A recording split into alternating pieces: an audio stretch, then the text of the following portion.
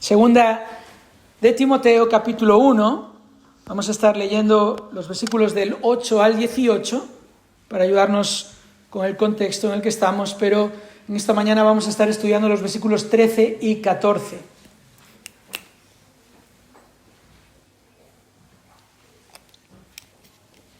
Segunda de Timoteo, capítulo 1, versículo 8. Dice así: Por tanto, no te avergüences del testimonio de nuestro Señor, ni de mí, prisionero suyo, sino participa conmigo en las aflicciones por el Evangelio, según el poder de Dios, quien nos ha salvado y nos ha llamado con un llamamiento santo, no según nuestras obras, sino según su propósito y según la gracia que nos fue dada en Cristo Jesús desde la eternidad, y que ahora ha sido manifestada por la aparición de nuestro Salvador, Cristo Jesús, quien abolió la muerte y sacó a la luz la vida y la inmortalidad por medio del Evangelio, para el cual yo fui constituido predicador, apóstol y maestro, por lo cual también sufro estas cosas, pero no me avergüenzo, porque yo sé en quién he creído y estoy convencido de que es poderoso para guardar mi depósito hasta aquel día. Retén la norma de las sanas palabras que has oído de mí en la fe y el amor en Cristo Jesús. Guarda, mediante el Espíritu Santo que habita en nosotros, el tesoro que te ha sido encomendado. Ya sabes esto, que todos los que están en Asia me han vuelto la espalda, entre los cuales están Figelo y Hermógenes. Conceda el Señor misericordia a la casa de Onesíforo, porque muchas veces me dio refrigerio y no se avergonzó de mis cadenas. Antes bien, cuando estuvo en Roma, me buscó con afán y me halló. Que el Señor le conceda hallar misericordia del Señor en aquel día. Además, los servicios que prestó en Éfeso, tú lo sabes mejor. Bueno, esta es la palabra de Dios. Vamos a orar y voy a aprovechar también para pedir perdón porque creo que me equivoqué con la escuela dominical. No le tocaba a los pequeños, porque han vuelto los pequeños, le tocaba a los medianos. Bueno, os pido disculpas. Vamos a orar entonces y pedir al Señor que nos ayude en el estudio de su palabra. Oh Dios nuestro, te damos gracias porque una vez más podemos abrir tu palabra con la confianza de que es la verdad, de que es la única verdad, de que es la verdad que salva y santifica, que es el mensaje que el Espíritu Santo usa para revelar a Cristo en nuestros corazones y en nuestra mente. Y eso, Señor, es algo tan maravilloso que no queremos despreciar este momento. Y para este momento pedimos tu ayuda, que tu Espíritu, Señor, guíe nuestro estudio de tu palabra, trayendo iluminación, comprensión, trayendo también convicción. Si hay, Señor, cosas en las que no estamos andando bien y necesitamos confesar nuestro pecado, si hay cosas en las que, Señor, no nos estamos ocupando y necesitamos poner más atención, si hay cosas, Señor, incluso que no sabíamos y que necesitamos saber, oh Dios, ten la gracia de traer edificación a tu pueblo en este momento. Bendice también a los niños en sus clases, que puedan ser también edificados y que puedan conocer a Cristo en su tierna edad. Te pedimos todo esto en el nombre de Jesús. Amén. Existen sucesos insólitos, como que nieve en verano o que se juegue un mundial de fútbol en invierno. Es la gran noticia de estos días, ¿verdad? Millones de personas en todo el mundo, siguiendo un deporte lleno de fanáticos y fieles. Pero en este caso, un mundial lleno de polémicas, sobre todo polémicas por el país en el que se está celebrando. Y no quiero llevaros a pensar en estas polémicas, pero sí a pensar en la lealtad de los aficionados a sus respectivas selecciones. Porque lo que llamó la atención de muchos unos días antes de comenzar este evento fue el recibimiento que tuvieron las selecciones al llegar a Qatar. Cómo muchos se molestaron al ver las imágenes de aficionados que en realidad no lo eran.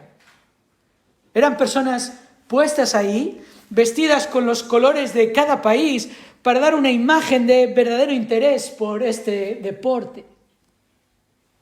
Pero algo que acabó de venirse abajo cuando en el descanso del primer partido, el partido en el que jugaba la anfitriona, la mayoría de los aficionados abandonaron el estadio.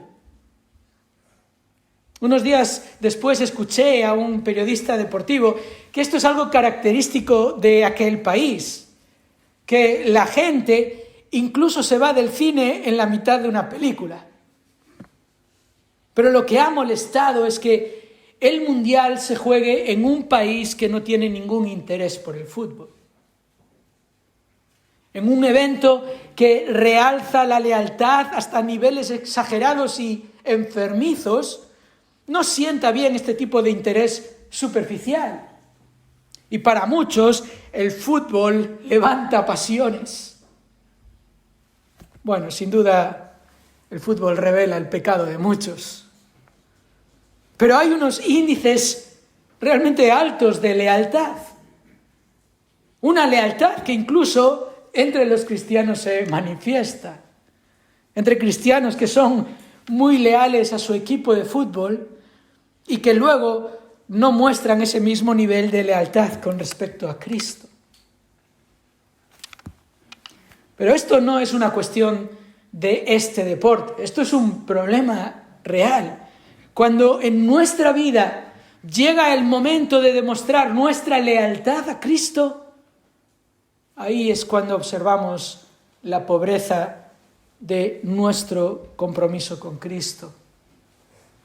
Ese momento había llegado para el apóstol Pablo. En realidad ya lo había vivido en muchas ocasiones, pero ahora estaba ante la prueba definitiva. Estaba sentenciado a muerte por su lealtad a Cristo. Y en su corazón no había dudas. En el capítulo 4 de esta carta y versículo 7, Pablo dice: he peleado la buena batalla. He terminado la carrera, he guardado la fe. En otras palabras, me he mantenido leal a Cristo. Y ahora llegaba el momento de animar y exhortar a aquel que posiblemente enfrentaría las mismas dificultades, a su compañero y colaborador Timoteo. Las dificultades de seguir a Cristo, las consecuencias de no avergonzarse de Cristo. Este es el tema central de esta primera sección de la carta. No sé si os habéis fijado, pero en los versículos que hemos leído aparece hasta 3 veces el concepto de no avergonzarse. Versículo 8, no te avergüences del testimonio de nuestro Señor. Versículo 12, por lo cual también sufro estas cosas, pero no me avergüenzo. Y versículo 16, conceda al Señor misericordia a la casa de Onesíforo, porque muchas veces me dio refrigerio y no se avergonzó de mis cadenas. Este es el tema de esta sección, porque seguir a Cristo conlleva sufrir persecución. Ser leal a Cristo tiene un precio. Y la cuestión para Timoteo es si estaba dispuesto a pagar ese precio. Pablo lo había estado. Onesíforo, como veremos la semana que viene, si Dios quiere, lo estaba también, dispuesto a sufrir por Cristo, no se avergonzaba.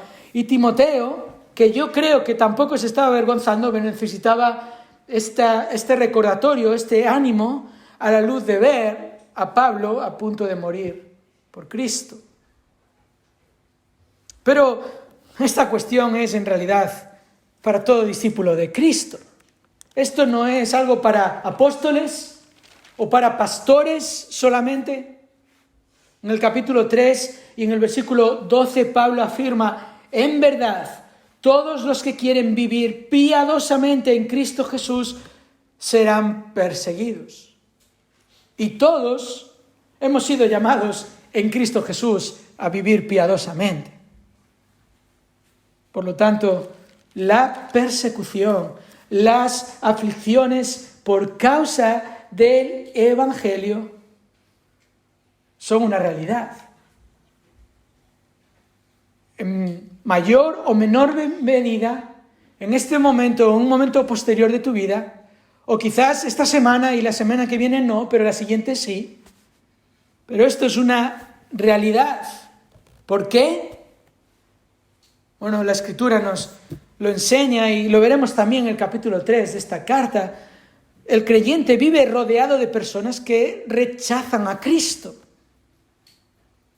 Amadores de sí mismos en vez de amadores de Dios. Vivimos rodeados por personas que odian a Cristo. No te engañes, no es una cuestión neutral. Cuando nos damos cuenta de quién es Jesús realmente, no hay una actitud neutral hacia Él, porque no tener una actitud de reconocerle como Señor es odiarle, es rechazarle. ¿Y por qué el mundo odia a Cristo? Bueno, pasajes como el Evangelio de Juan, capítulo 3, nos enseñan el por qué. Ahí en el versículo 18 leemos esto, Juan 3:18, el que cree en Él no es condenado, pero el que no cree ya ha sido condenado, porque no ha creído en el nombre del unigénito Hijo de Dios. Y este es el juicio, que la luz vino al mundo y los hombres amaron más las tinieblas que la luz, pues sus acciones eran malas. Porque todo el que hace lo malo odia la luz y no viene a la luz para que sus acciones no sean expuestas. Pero el que practica la verdad viene a la luz para que sus acciones sean manifestadas que han sido hechas en Dios.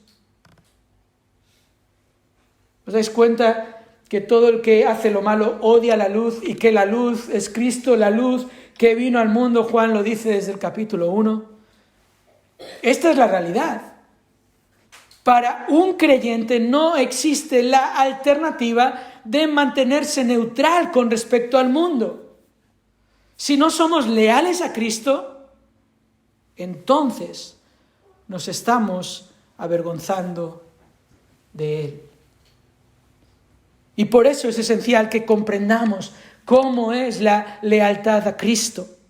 Eso es precisamente lo que Pablo le está recordando a Timoteo en los versículos 13 y 14. Entonces, después de exhortarle a no acobardarse del ministerio que tenía y a no avergonzarse del testimonio de Cristo, y antes de mencionarle un par de ejemplos de quienes se habían avergonzado y un ejemplo de quien no se había avergonzado, ahora Pablo le exhorta a Timoteo a mantenerse fiel. Le va a llamar a demostrar su lealtad a Cristo. Esto es lo que encontramos en estos versículos. ¿Qué significa ser leal a Cristo? Ese es nuestro tema en esta mañana. Veamos juntos entonces 4 distintivos de la lealtad de un discípulo de Cristo. En estos versículos 13 y 14 encontramos 4 distintivos de la lealtad de un discípulo de Cristo que nos ayudarán a examinar nuestro nivel de lealtad. Hemos cantado, grande es tu fidelidad. Ahora vamos a examinar cómo de grande o de pequeña es nuestra lealtad a Cristo. Y el primer distintivo lo encontramos al principio del versículo 13 y es este: la conformidad a la doctrina de Cristo. Conformidad a la doctrina de Cristo. Nuestro pasaje tiene dos claros mandatos que en un sentido son un solo mandato, pero con dos matices importantes. Por un lado está el llamado a ser leales con respecto al mensaje, al evangelio, a la palabra, a la doctrina, y por otro lado con respecto al ministerio, el ministro que es leal, el creyente que es leal.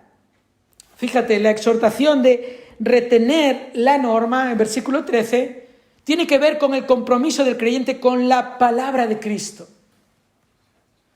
Y la exhortación, versículo 14, a guardar el tesoro, tiene que ver con el compromiso del creyente con el plan de Cristo.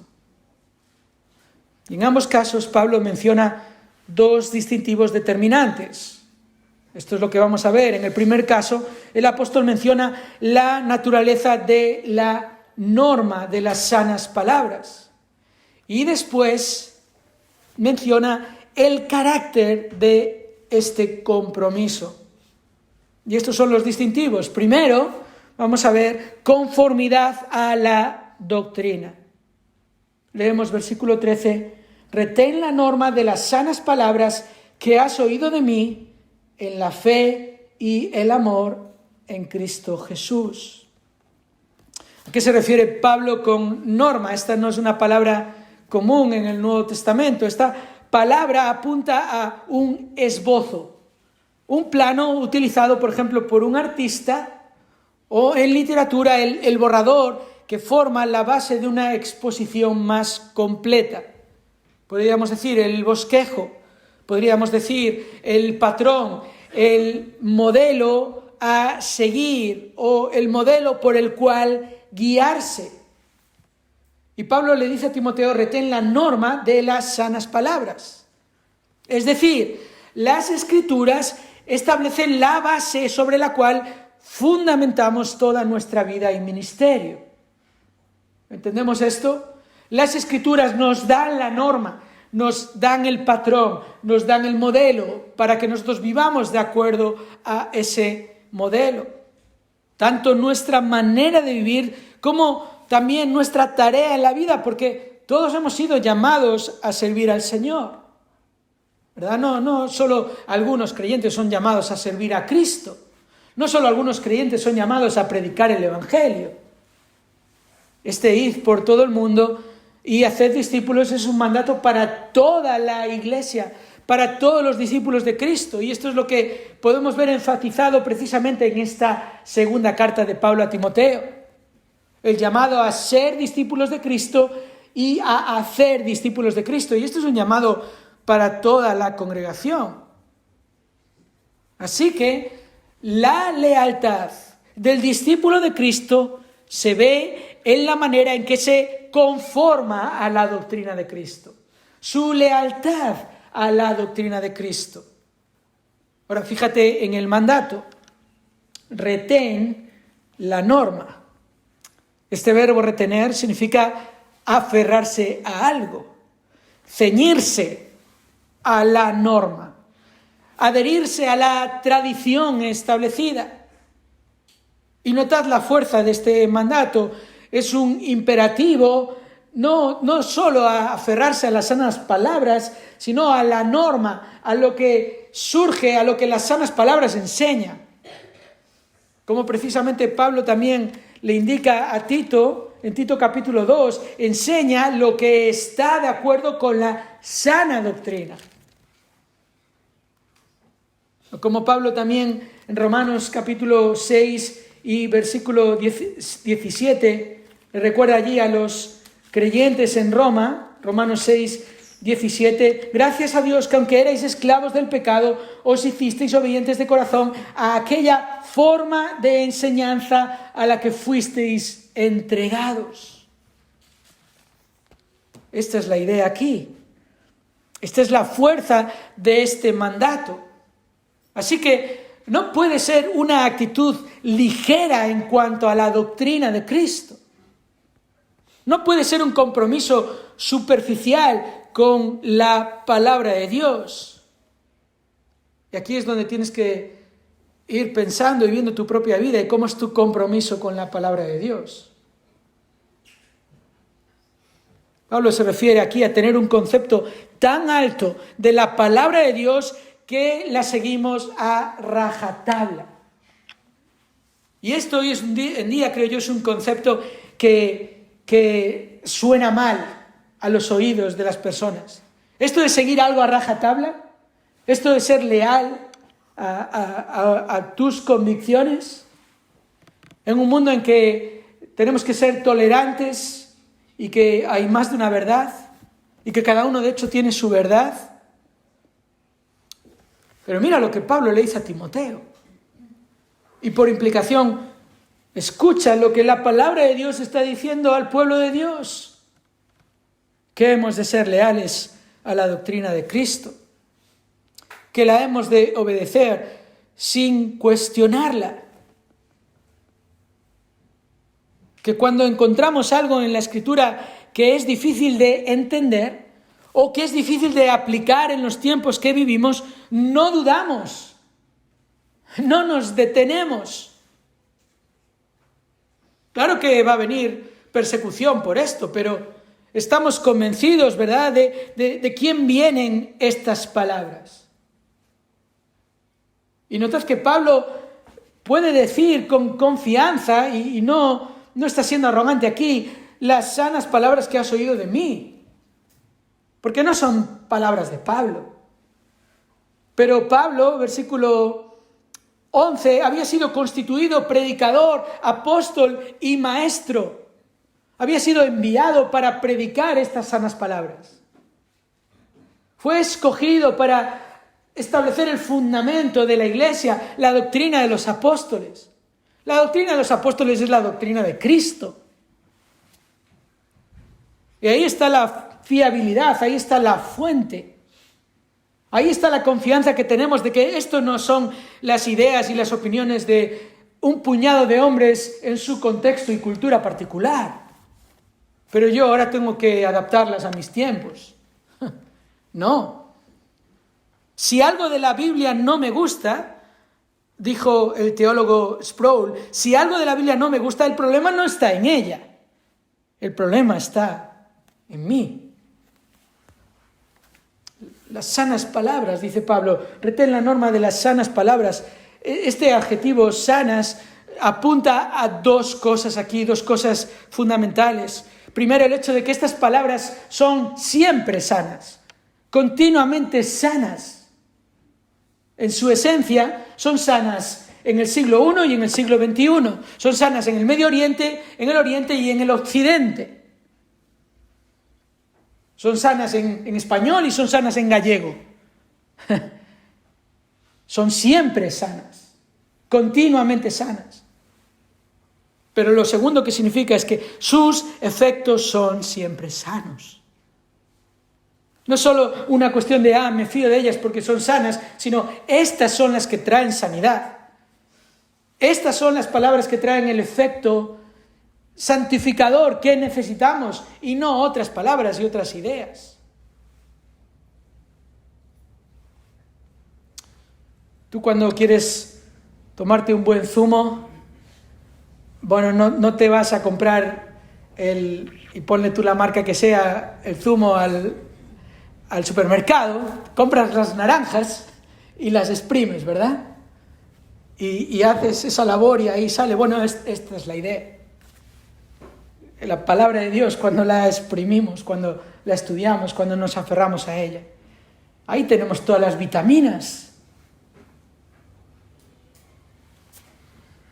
Las palabras sanas son permanentemente sanas, en toda época, en todo lugar.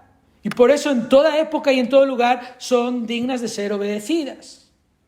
Y escucha, que nosotros pensemos en que podemos modificarlas un poco o que podemos enfatizar algunas en detrimento de otras, eso es una muestra de deslealtad. Esto es lo que David hizo en un momento de su vida, el rey David, cuando quiso traer el arca del pacto a Jerusalén. Y cuando durante el trayecto David se enoja con Dios porque uno de los que transportaban el arca muere en el instante, muere en el acto por tocar el arca. ¿Recordáis? Este es un evento que encontramos en el segundo libro de Samuel, capítulo 6, y luego en el primer libro de Crónicas, capítulo 15. Lo que le molestó a David fue que la ira de Dios se encendiera contra Uza, así se llamaba aquel hombre, que cuando vio que el arca parecía que iba a caer del carruaje en el que era llevada, echó la mano para que no cayera y Dios acabó con su vida en ese instante. Parecía una reacción desmedida de Dios. Esta es la sensación de David ahí. Hasta que él más tarde se da cuenta de su gran error. Se da cuenta de que en realidad había ofendido a Dios al no llevar el arca como la ley tenía establecido, porque Dios había establecido en su ley cómo debía ser llevada el arca. Fijaos el testimonio de David, os leo en primero de Crónicas capítulo 15 y versículos del 12 al 15. Yo creo que este es un ejemplo buenísimo para nosotros de lo que significa ser leales a la palabra de Dios. David dice ahí, después de darse cuenta de su error, primero de Crónicas 15:12, les dijo: vosotros sois los jefes de las casas paternas de los levitas. Santificaos tanto vosotros como vuestros parientes para que subáis el arca del Señor Dios de Israel al lugar que le he preparado. Puesto que no la llevasteis la primera vez, el Señor nuestro Dios estalló en ira contra nosotros, ya que no le buscamos conforme a la ordenanza. O sea, el primer fallo de David es que solo los levitas podían llevar el arca, y él puso a hombres que no eran levitas a llevar el arca, y esto es una ofensa para Dios. Y David lo confiesa: no la llevasteis los levitas la primera vez, y por eso el Señor estalló en ira contra nosotros, ya que no le buscamos conforme a la ordenanza. Y dice luego el versículo 14: se santificaron pues los sacerdotes y los levitas para subir el arca del Señor Dios de Israel. Y los hijos de los levitas llevaron el arca de Dios sobre sus hombros con las barras puestas, como Moisés había ordenado, conforme a la palabra del Señor. Y aquí está el segundo gran error: la llevaron en un carruaje tirado por bueyes. Y claro, tú dirás: bueno, un carruaje es más cómodo que llevarla sobre los hombros. No somos así nosotros muchas veces con la palabra de Dios. Dice que el sexo es para el matrimonio, pero yo la amo, yo la quiero, ¿qué pecado estoy haciendo? O dice, el matrimonio, como hemos leído esta mañana, es entre un hombre y una mujer, pero si al final nos amamos, da igual que un hombre con un hombre, una mujer con una mujer. Y ahí pon todos los ejemplos que quieras. Así hacemos nosotros al no seguirla tal como nos ha sido dada. Nos exponemos al castigo de Dios. Esta es la realidad. Dios tiene su palabra y Dios nunca es injusto cuando castiga por la desobediencia a su palabra. Nunca lo es. Lo cierto es que Él no necesita nuestra ayuda para hacer las cosas de la mejor manera. Pero hemos de entender esto: que cuando hacemos eso con la palabra de Dios, cuando dice A, pero yo creo que mejor B, eso es lo que estamos diciendo. Le estamos diciendo a Dios en su cara: yo lo sé hacer mejor que tú. Dios, mira, tú lo hacías genial en el siglo I, pero estamos en el siglo XXI.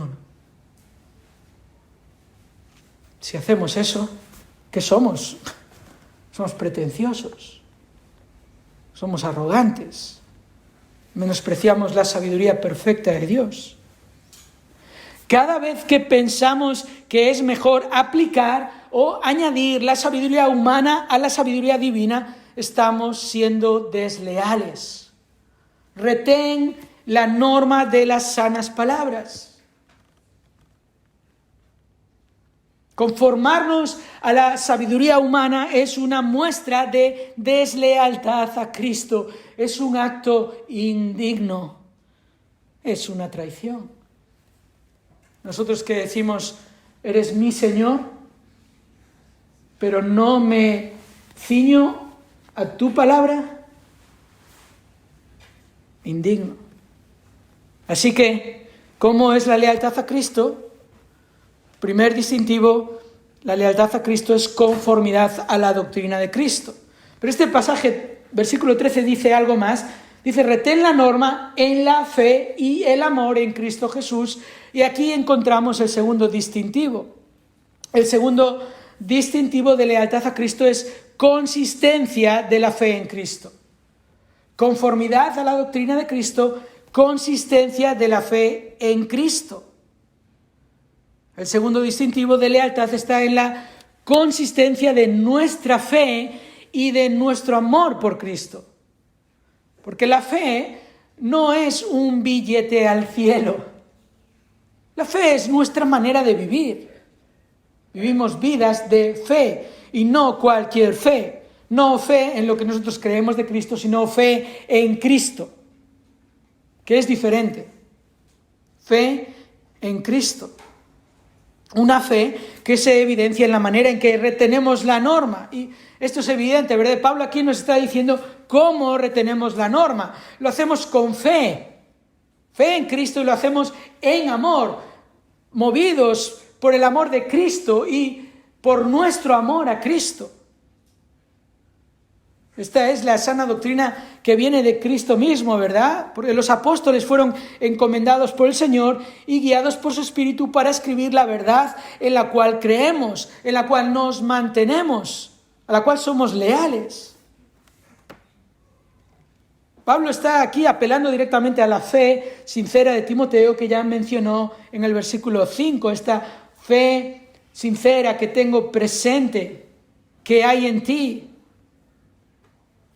Pablo también está apelando al amor genuino de Timoteo por Cristo, la fe y el amor, que se demuestran por medio de la obediencia leal a la verdad. Porque no es la fe que afirma creer en Cristo, pero que luego ignora los mandamientos de Cristo. Y no es el amor que confiesa a Cristo, pero que luego prefiere el aprecio del mundo con tal de no sufrir persecución. Esto es serio, hermanos, porque fácilmente nos olvidamos de la fragilidad de nuestra fe y de la pobreza de nuestro amor. Si somos discípulos de Cristo, es una cuestión de fe y es una cuestión de amor. Es en esos términos. Nuestra fe debería ser una fe firme y nuestro amor debería ser un amor incondicional. Quiero recordarte cómo el Señor mismo habló en estos términos cuando explicó a sus discípulos lo que implicaba seguirle. En Juan capítulo 14 y capítulo 15, Jesús describió así los términos de lealtad de sus discípulos. Fíjate, Juan 14, 15, Jesús dice, si me amáis, ¿qué? Me pediréis consejo de vez en cuando. ¿No? Si me amáis, guardaréis mis mandamientos. Jesús insiste, versículo 21, el que tiene mis mandamientos y los guarda, ese es el que me ama. Versículo 23, Jesús respondió y le dijo, si alguno me ama, guardará mi palabra. Capítulo 15, versículo 10, si guardáis mis mandamientos, permaneceréis en mi amor. Y un último ejemplo de la lealtad. Jesús define la lealtad para sus discípulos. En el capítulo 15, versículo 14, dice, vosotros sois mis amigos si hacéis lo que yo os mando. Esta es la clase de amistad que tenemos con Cristo. Jesús no es un amigo al que pedirle consejo de vez en cuando. Nuestra relación con Él es profunda. Él es un amigo, pero uno como ningún otro. porque Él es el Maestro y Señor que camina a nuestro lado y nos dirige sin error.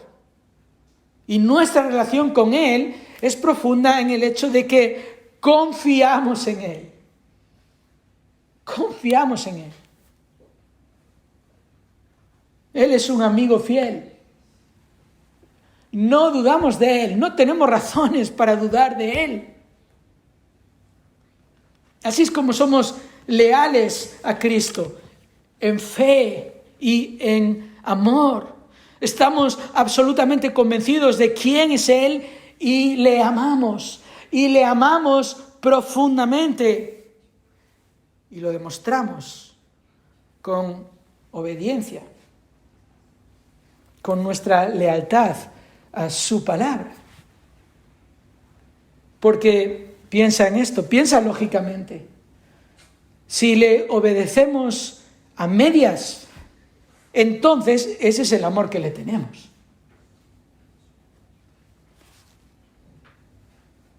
Si no le obedecemos completamente, es porque confiamos en Él parcialmente. Si no le seguimos fielmente, entonces en realidad no le estamos siguiendo verdaderamente. Y yo le doy gracias a Dios por su palabra en esta mañana, hermanos, que nos ayuda a examinar la calidad de nuestra fe, que nos ayuda a examinar la extensión de nuestro amor, hasta qué punto amas a Cristo, hasta qué punto confías en Él. Un predicador del siglo pasado decía: aun si la iglesia entera se desvía en el engaño, eso de ninguna manera nos da un pretexto para no seguir a Cristo. Así que la lealtad a Cristo es conformidad a la palabra de Cristo, y la lealtad a Cristo es consistencia, la consistencia de la fe y el amor en Cristo. Ahora tenemos dos distintivos más en el versículo 14, y aquí encontramos el segundo mandato de Pablo a Timoteo, que en realidad es sinónimo del primero: retén la norma, guarda el tesoro. En un sentido son el mismo mandato, pero ahora el énfasis de Pablo es en cuanto al ministerio de Timoteo. No solo debía ser fiel al mensaje, sino también a lo que se le había encomendado. Y aquí encontramos el tercero y el cuarto distintivos de la lealtad a Cristo. El tercero es constancia en el plan de Cristo. Constancia en el plan de Cristo, dice el versículo 14, guarda, mediante el Espíritu Santo que habita en nosotros, el tesoro que te ha sido encomendado. Y vamos a ver primero este mandato, guarda el tesoro, y luego veremos mediante el Espíritu Santo que habita en nosotros. Además de la conformidad a la doctrina, está la constancia en el plan de Cristo, la permanencia en el plan, la actitud de no moverse del método que Cristo ha establecido, la lealtad de no alterar ni modificar el plan de Cristo. Esta palabra tesoro es muy interesante porque se traduce como depósito en el versículo 12. Fíjate, cuando Pablo dice que está convencido de que Dios es poderoso para guardar mi depósito, es la misma palabra que tesoro en el versículo 14. Y lo que significa esta palabra es algo que es dado o algo que se confía a alguien. Algo que una persona pone al cuidado de otra persona. Entonces, obviamente, al verlo en los dos versículos, esto es algo que Dios ha dado a Pablo, algo que Dios ha dado a Timoteo, y por implicación esto es algo que Dios ha dado a cada creyente. Pablo, en este caso específico, se está refiriendo al ministerio de Timoteo, ¿verdad? Cuando le dice en el versículo 6, que ya vimos, te recuerdo que avives el fuego del don de Dios que hay en ti. Es una manera de referirse a la forma en que Dios capacita a cada uno de sus hijos para llevar a cabo la labor que Él mismo nos ha encomendado. Esta es la idea. Y lo vemos con esta ilustración. Un depósito que se transfiere a nuestra cuenta, podemos decir, de manera que así tenemos todo lo que necesitamos. Es una ilustración sencilla. Tú, por ejemplo, quieres hacer una obra en tu casa y alguien de tu familia o algún amigo muy cercano quiere darte el dinero generosamente para que hagas lo que necesitas. Y ese dinero es depositado en tu cuenta y luego tú lo usas sabiamente. No usas ese dinero para otras cosas y no lo dejas ahí sin usar y usas otro dinero para lo que necesitas hacer. Lo usas para lo que necesitas. Cuando el Señor nos dio a mi esposa y a mí el privilegio de irnos a Estados Unidos a estudiar, el Señor lo hizo de una manera tremendamente generosa. Y eso fue exactamente lo que ocurrió. Dios movió a personas que pusieron en nuestra cuenta bancaria una cantidad de dinero que yo nunca había visto en mi vida, pero era una cantidad de dinero para todo ese tiempo que íbamos a estar allí. Y eso fue lo que fuimos haciendo. Luego el Señor allí también proveyó de otras maneras y pudimos estar más tiempo del que pensábamos, pero aún recuerdo, nunca me olvidaré, cuando fui a cerrar la cuenta y había $36 que no daban ni para invitar a Miriam a cenar. Pero ese dinero lo usamos de esa manera. Era un depósito para eso. Y esta es la idea aquí. Se nos ha encomendado la tarea de proclamar y preservar el Evangelio. Eso es claro en el contexto. Esto es a lo que la Iglesia ha sido llamada. Y escucha, para esta tarea el Señor nos ha dado todo lo que necesitamos. En esa cuenta espiritual, en esa cuenta de dones, de personas, no nos falta, hermanos. Cada persona que el Señor trae a esta iglesia, cada nueva persona que se compromete como miembro de esta iglesia local, que se bautiza aquí, estos son dones que Dios trae a la iglesia y son personas puestas en nuestra cuenta, en la cuenta de esta iglesia local, y ese es el depósito que tenemos. Si has llegado a esta iglesia en los últimos meses, en los últimos años, eso es lo que tienes que pensar. Y los que llevamos más tiempo aquí, los que lleváis aquí los 42 años, es lo que tenéis que pensar. Y lo que tenemos que hacer es guardarlo, ¿verdad? Versículo 14, guarda el tesoro que te ha sido encomendado. Pero no en el sentido de meterlo en un cajón. El sentido de esta palabra apunta a la labor de un soldado al guardar el puesto donde se le ha colocado. Esto es lo que significa aquí el verbo guardar. Una labor de gran responsabilidad y riesgo. Una tarea que el soldado asume con toda diligencia y que llevará a cabo aunque le cueste su vida. Ese puesto estará protegido todo el tiempo que el soldado permanezca ahí. Y de ninguna manera será distraído de su labor. Y Pablo precisamente va a usar esta ilustración en el capítulo 2 y versículos 3 y 4. Sufre penalidades conmigo como buen soldado de Cristo Jesús. ¿Cuál es el buen soldado? Versículo 4. Ningún soldado en servicio activo se enreda en los negocios de la vida diaria a fin de poder agradar al que lo reclutó como soldado. Y fíjate que Pablo conocía bien esta lealtad de un soldado. Cuando fue encarcelado en Roma por primera vez, el apóstol recibió una especie de arresto domiciliario, podríamos decir, se le permitió estar en una casa, pero estaba custodiado las 24 horas del día, los 7 días de la semana. Esto se nos muestra en Hechos 28, 16.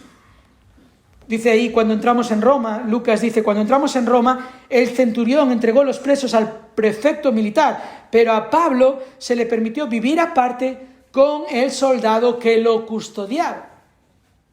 Y luego en Filipenses capítulo 1 y versículo 13, Pablo nos dice ahí que era la guardia pretoriana y que era un sistema de un soldado todo el tiempo con él y luego distintas guardias.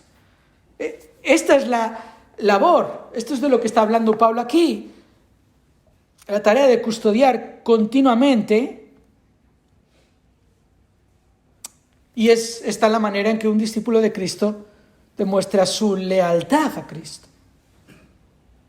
Cuando está dispuesto a mantenerse constantemente entregado a su responsabilidad. Hermanos, nuestro ministerio no es una labor de fin de semana. Nuestro compromiso con Cristo no es un contrato por horas. En todo momento y en toda circunstancia, nuestra misión es la de ser testigos de Cristo. Y en todo momento y circunstancia, nuestra cuenta dispone de los medios que necesitamos para cumplir con esta noble misión. Sí que ya sea que Dios te ha llamado a predicar desde un púlpito, o que Dios te haya llamado a proclamar desde tu profesión, ese es nuestro tesoro. Y esa es nuestra responsabilidad. Por eso cambiar el plan de Cristo es una muestra de deslealtad a Cristo. Diseñar otro plan es despreciar al Maestro. ¿Qué clase de discípulos seríamos si hacemos eso? Podríamos tener la confianza de que cuando llegue el momento de encontrarnos cara a cara con nuestro Señor, Él nos dirá: bien hecho, siervo bueno y fiel. No. Las palabras que escucharemos serán: ¿por qué te avergonzaste de mí? La lealtad a Cristo está en nuestra constancia en el plan de Cristo. Y para eso, por último, hermanos, tenemos la mejor ayuda posible y es el cuarto distintivo de lealtad a Cristo. Confianza en el Espíritu de Cristo. Confianza en el Espíritu Santo. Por supuesto que es mediante el Espíritu Santo. Pablo no ha dejado de insistir en esta preciosa realidad para el creyente, el hecho asombroso y maravilloso del Espíritu de Cristo habitando en nosotros. Porque no nos ha dado Dios espíritu de cobardía, sino de poder, de amor y de dominio propio. Por eso guarda mediante el Espíritu Santo que habita en nosotros el tesoro que te ha sido encomendado. La vida del creyente no se entiende sin la labor crucial del Espíritu Santo. Desde el mismo nacimiento espiritual hasta el momento de nuestra glorificación, el Espíritu de Dios en nosotros es fundamental. Pero recordemos, hermanos, lo que la Biblia nos enseña en cuanto a nuestra relación con el Espíritu Santo, porque no es cuestión de magia. El Espíritu Santo no obra en nosotros sin nosotros. Se trata de una relación de sumisión, en la que nosotros dejamos que el Espíritu nos guíe, nosotros dejamos que el Espíritu nos llene. Eso es lo que Pablo dice en Efesios 5:18, sed llenos del Espíritu de Dios, contrastándolo con el que se llena del vino, del que se embriaga, del que se borracha. El que se emborracha es controlado por los efectos del vino. El creyente es controlado por los efectos del Espíritu Santo. Él tiene el control sobre nuestras vidas. Él es nuestra principal influencia. Nos ayuda en la comprensión de la voluntad de Dios. Nos dirige en la obediencia al plan de Cristo. Nos apunta al carácter y la obra de Cristo. Y nos revela nuestras propias inconsistencias y nuestras graves debilidades. El Espíritu Santo no es una fuerza interior. Es el poder de Dios actuando en nuestro interior, transformándonos de adentro a afuera. No necesariamente necesito sentirlo. No es que cuando lo siento estoy lleno del Espíritu Santo. No, es que cuando el fruto del Espíritu Santo se ve más y más en mí y yo me muestro obediente al plan de Cristo, eso es el Espíritu Santo obrando en mí. Y tampoco es una voz interior que me habla cuando necesito escucharlo. Si tienes esa voz interior, eres tú. Y es un problema. Porque el Espíritu Santo lo que hace es revelarnos por medio de la palabra de Dios, nos ilumina en el conocimiento de la palabra de Dios, nos revela a Cristo, nos revela su plan. El Espíritu Santo es un guía interno. Está en nosotros, pero no depende de nosotros y no está a nuestro servicio. No nos sirve Él a nosotros. Este es el punto. Él nos guía en la verdad para que vivamos de acuerdo al plan de Cristo y según el poder de Cristo en nosotros. Y esta es la promesa que Él mismo dio a sus discípulos en cuanto al Espíritu Santo habitando en nosotros. Por eso encontramos exhortaciones como la de Pablo a los Gálatas, Gálatas 5:16, andad por el Espíritu y no cumpliréis el deseo de la carne. Porque el deseo de la carne es contra el Espíritu y el del Espíritu es contra la carne. Pues estos se oponen el uno al otro, de manera que no podéis hacer lo que deseáis. Pero si sois guiados por el Espíritu, no estáis bajo la ley. Por esta razón, somos advertidos en el Nuevo Testamento para no contristar al Espíritu, para no apagar el Espíritu, que son exhortaciones que ponen de manifiesto una actitud insumisa. Si estamos haciendo eso, no nos estamos sometiendo al Espíritu de Dios. Actitudes que revelan que no nos estamos sometiendo a la autoridad del Espíritu Santo, y nuestra insumisión al Espíritu es deslealtad a Cristo. Nuestra insubordinación al Espíritu Santo es una evidencia de arrogancia, de pensar que no necesitamos su ayuda, cuando su ayuda es precisamente lo que necesitamos. Es a lo que Pablo apunta cuando le recuerda a Timoteo que tiene que guardar el tesoro mediante el Espíritu. Sin la ayuda del Espíritu de Dios no podemos hacer lo que nos ha sido encomendado. No podemos cumplir la misión que tenemos. Pero con la ayuda del Espíritu haremos lo que hemos de hacer. Con el poder del Espíritu y con el fruto del Espíritu cumpliremos con la misión de ser y hacer discípulos de Cristo, aún si tenemos que padecer aflicción, aún si tenemos que sufrir la deslealtad de otros a nuestro alrededor. Esta es la experiencia de muchos creyentes que sufren que sus propios familiares, su propio entorno cercano les dé la espalda por su fe en Cristo. Y esto es tremendamente doloroso. Pablo mismo lo experimenta. Todos los que están en Asia, dice el versículo 15, me han vuelto la espalda. Pero está diciendo Pablo esto como, ¿qué he hecho ahora? ¿Cómo salgo de esta? Porque resulta que ahora estoy en la cárcel a punto de morir y muchos me han dado la espalda. ¿Es que he hecho algo mal? No. Es que la lealtad a Cristo tiene un precio. Y muchos, después de Pablo, también han experimentado este dolor de ver cómo algunos le daban la espalda. Y pensaba en un hombre en particular, un hombre que se llamaba Jonathan Edwards, que después de 23 años de ministerio fiel, pastoreando una iglesia, fue echado de ella. Un hombre absolutamente fiel a Cristo y a su palabra. Fue echado de su iglesia precisamente por ser leal a las sanas palabras de Cristo, cuando el resto de la iglesia se desvió en el engaño.